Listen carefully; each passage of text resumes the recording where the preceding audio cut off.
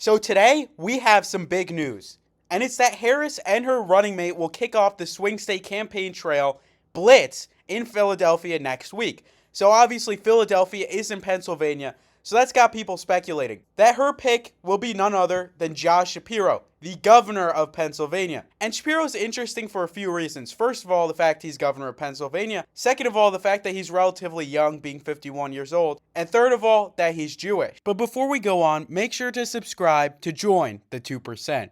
And now, back to the video. So we'll see how actually this may affect Harris's campaign if she picks him. And soon enough, I don't think it'll be an if. I think it's more so when. She will pick Josh Shapiro. It's just whether or not it happens in the coming days or the next week, because we know by the latest it will be the next week. And Shapiro is valuable for a few reasons. First, he won the governor election by a wide margin. You wouldn't really expect it to be an election in Pennsylvania because of this margin. Then again, he was running against an unpopular guy, but still, he won by a significant margin.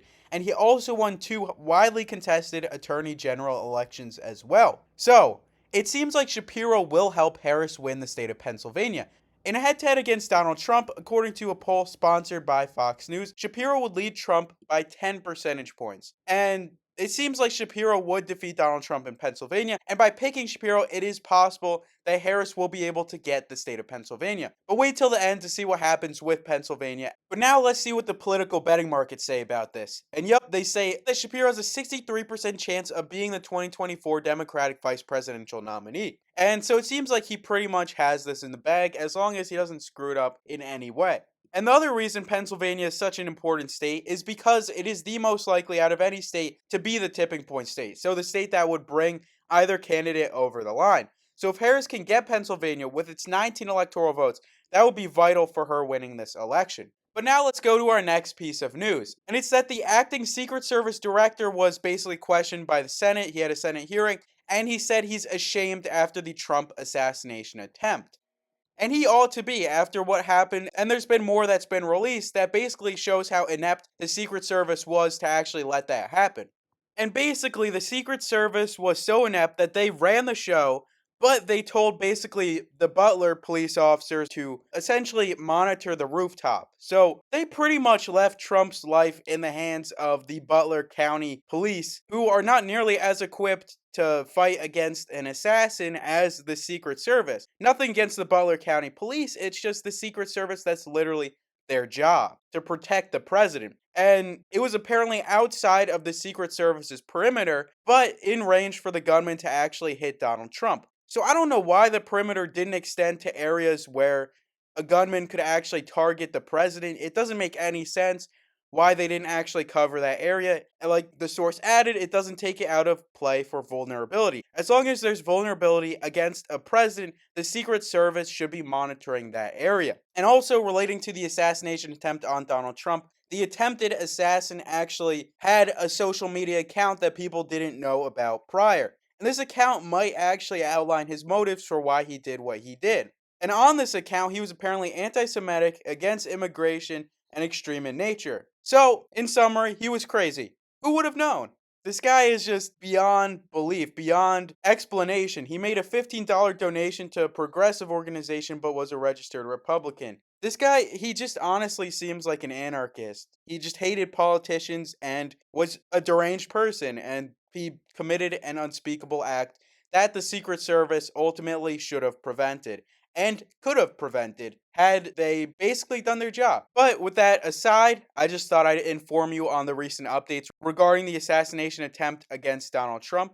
And you know, the bottom line is an absolutely deranged guy, a guy who is not intelligent in the slightest, outsmarted the Secret Service. So that just goes to show how badly the Secret Service planned for that day. So I just thought I'd update you with that, and let's move on with the prediction. So Harris will do well in the typical Democrat strongholds and safe states because basically Shapiro will balance out the ticket. Harris is more left than Shapiro, and since Shapiro is a moderate, he'll essentially galvanize moderate voters.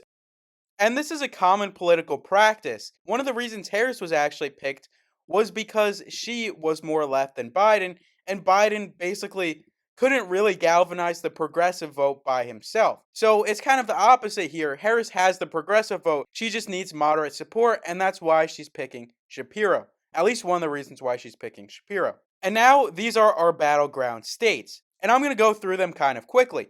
So Texas and Florida will both go to Donald Trump. We see that Texas had a big vote shift between 2016 and 2020, but not enough between 2020 and 2024 to likely have Harris win the state, and Florida has been going more and more Republican.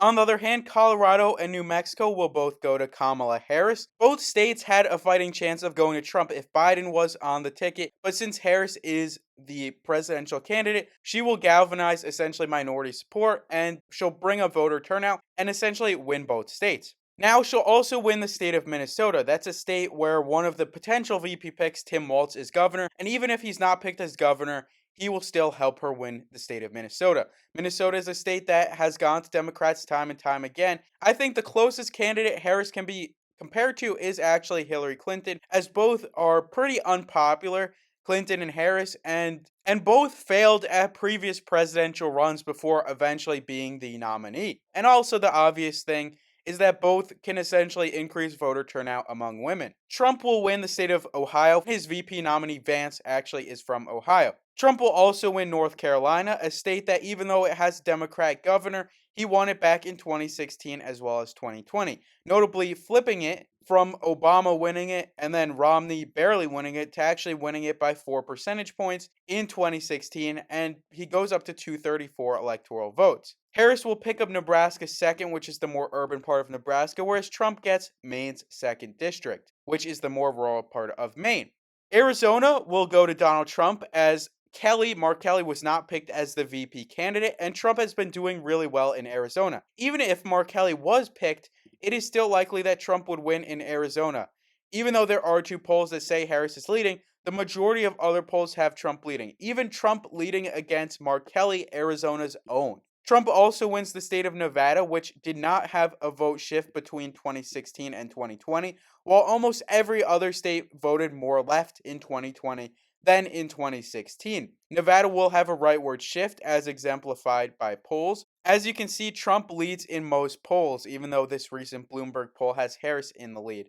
But we can see in betting markets that Trump will pretty solidly win Nevada and Arizona, most likely. So now what we have is the last bit of the South, the Midwest, and the Northeast. And Harris will do well in the Northeast, as most Democrats do time and time again. If Harris lost the Northeast, that would basically say she lost the election in a landslide. And one thing about picking Josh Shapiro is not only is Pennsylvania in the Northeast, the Midwest and Pennsylvania often have the same issues and voting topics. So that's one of the reasons Josh Shapiro is so good as the VP pick. He will help Harris in both the Northeast and the Midwest, which are basically two of the three remaining areas that Harris has to win this election. Because as you can see, this is an uphill battle because she needs 63 electoral votes, whereas Trump only needs 18. But she already gets 6 electoral votes between Maine and New Hampshire. Maine and New Hampshire have been polling more and more towards the Democrats. New Hampshire has Harris up, and so does Maine. And both states will likely go to Harris in this election. Both states did go to Clinton back in 2016 by pretty narrow margins, but still went to Clinton nonetheless. But now we know Trump only needs to win 1 state if he wins Pennsylvania, and 2 states if he wins any of the 2 remaining. That's why Pennsylvania is so important. It is the tipping point state for a reason. 19 electoral votes would bring Trump over the edge. And Trump will likely get 16 of those from Georgia. Georgia is a state that the betting markets do say will go to Donald Trump. It's a southern state that has gone to Donald Trump in the past, but barely went to Biden. But it is a state that pretty consistently votes for Republicans. It just had a shift in the 2020 election that will likely shift back towards Republicans in 2024. So Trump gets up to 268 electoral votes, and he just needs one of the 4 remaining states to actually win this election. But that will not come through the state of Virginia. Virginia did look promising for Republicans in the polls, but generally speaking, the Democrats do lead in the polls as well as the betting markets, where Virginia has a 78% chance of going to Harris. Harris will win the state of Virginia, as Clinton did back in 2016. So now Trump needs to win one of the 3 remaining states to actually win this election, and these are the 3 closest states actually, with Wisconsin having 56% chance of going to him, Michigan 51% chance, and Pennsylvania 51% chance to Harris. So now I'm going to go to Michigan, and I do think Shapiro will actually help in Michigan, even though the Dearborn voters and uncommitted voters won't like Shapiro for his stance on Israel. Shapiro does generally well with practically everyone else, aka the vast majority of people in Michigan. And he performed pretty well in the state of Michigan in this poll. And two recent polls in Michigan have Harris up significantly. So if Shapiro is picked, Harris will actually narrowly win the state of Michigan. And she'll also narrowly win the state of Pennsylvania. Obviously, Shapiro is the governor of Pennsylvania. He's doing really well in polling in Pennsylvania, and he'll just bring her over the line. Because remember, Biden won both states back in 2020. Hillary Clinton barely lost both states in 2016. Shapiro would bring her over the edge in both of those states. However, Trump will win this election with the state of Wisconsin. Wisconsin is a state where Shapiro does significantly worse than Harris in polls. He lost by 3 here against Trump. But then again, as you can see, it's also probably because of name recognition. Basically, 99% of people voted for one of the two candidates here, but only 95% here. So that could also be due to Shapiro's lack of name recognition. But also, generally speaking, the Bloomberg poll did favor Harris significantly. But in Wisconsin, it only went to Harris by +2. And when RFK Jr. is included, it went to Trump by 1. And generally speaking, the polls in Wisconsin are favorable to Donald Trump. And he wins this election 278 to 260 against Kamala Harris. So there we have it, the election if Shapiro is picked. And thank you for watching.